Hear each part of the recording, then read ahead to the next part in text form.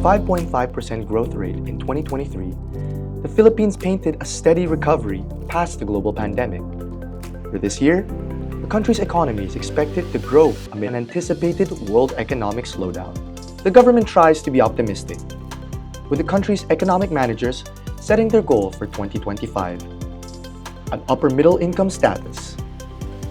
They list the following to achieve the target: a low inflation, a labor force with access to more and better jobs, a stronger fiscal standing, and a dynamic and innovative economy.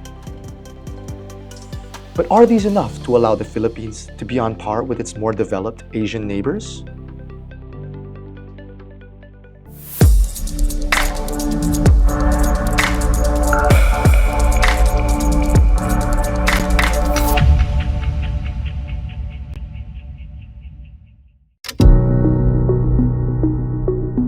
The advanced economies in the West, what they did was to send workers out of agriculture into industry and services. And that was the essence of growth. This is essentially what they did. And it took them a long time to complete this process. It was a process that lasted, give or take, 100 years. What Korea did was, again, reproduce this model of sending workers out of agriculture, sending them into industry and services, coupled with land reform.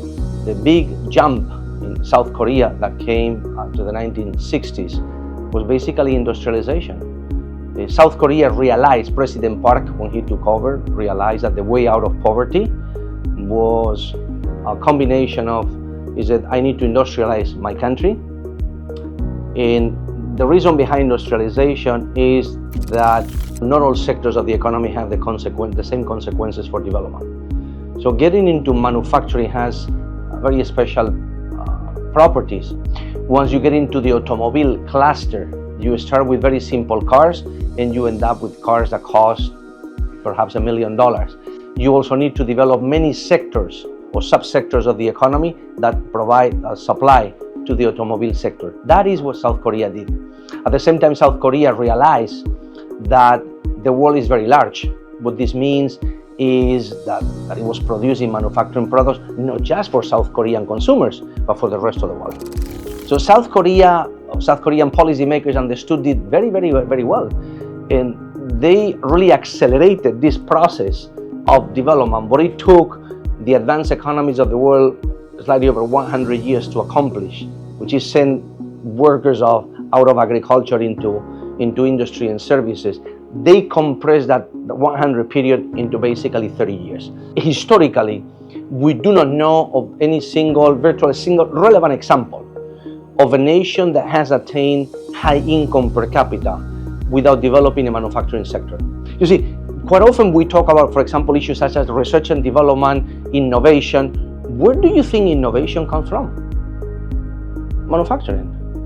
You may have some type of innovation in the service sector, but it is one way or another always linked to what you do in manufacturing. So my recommendation to the administration would be, let's look for niches and talk to companies that are already in those sectors, in the manufacturing sector, talk to them and see what the opportunities are to be able to, have competitive companies in the world economy.